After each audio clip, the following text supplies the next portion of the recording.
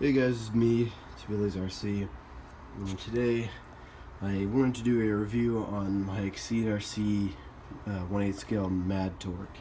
So it's really big, it's really hard to get this thing all in frame, which is actually kind of why I'm standing back a little bit. So I'm just going to do an overview of it first before I even get to the specifics of it, like go into detail about it. So overall, just to put it right now, it's been pretty great. I really like the size of it. It's a perfect size actually. It's really not, it's not small like a 10 scale, it's not big like a massive like 1/5 scale crawler, which is actually pretty cool. So it's probably it's definitely one of the best crawlers I've really seen, to me at least, in my own opinion. But anyway, getting over to the overview. So it's a 1/8 scale, which means it's really big. It's bigger than a 10 scale and much smaller than a 5th scale, so it's kind of in between. So that means 8 scale, you get 17mm hex wheels, which means you can use stuff like buggy tires if you wanted to, truggy tires even. But my best suggestion if you want crawling tires, I guess the only thing, there's really no 8 scale truggy or 8 scale crawling tires really.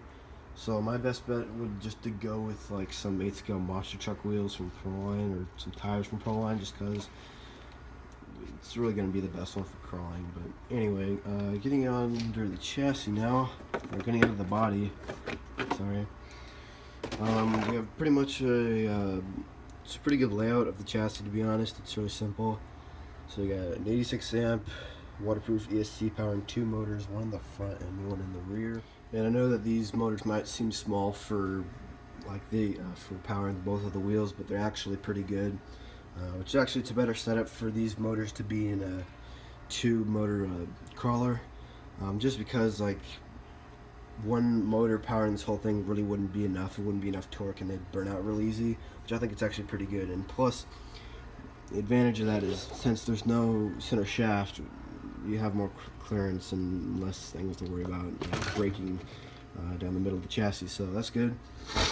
One of the draws of the Madtorque, other than the Max Stone on Nitro RCX or Exceed RC, is the center of gravity. Out of the box, it's actually really low compared to most crawlers. It does come with a trade-off. It does get high centered more easily than a regular crawler would, but it's still, the huge tires will get you over pretty much anything.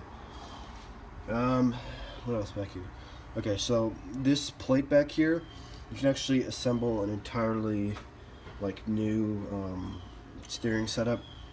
You just have to remove those and just put a whole new thing back there, which is actually pretty good. And it's got a whole bunch of anodized aluminum parts, so the chassis frame is aluminum. And all of the links actually are aluminum. All the the steering stuff. As you can see in here, it's taking quite a beating, really. It should take a lot of abuse, and some of the stickers on the motor are peeling off. So that's pretty much the overview. Going into some specifics of it, well, first of all, it's been very fun, but there have been a couple things that have happened to it. So first of all, the stock servo, I did a video about this, replacing the servo and receiver on this thing, doing my first fix on this thing. One time I had it out and the receiver and the servo just died, and I thought it was the ESC, but I figured out that it was actually the receiver that was dead. So I slapped in this waterproof servo that I had laying around, and I just slapped in this old truggy receiver that I had that used to be in my truggy, but now I've got it in here, so that was pretty cool. I got it back up and running. What else has happened that's been bad on this thing? One other bad thing I'd really say is the thing high centering.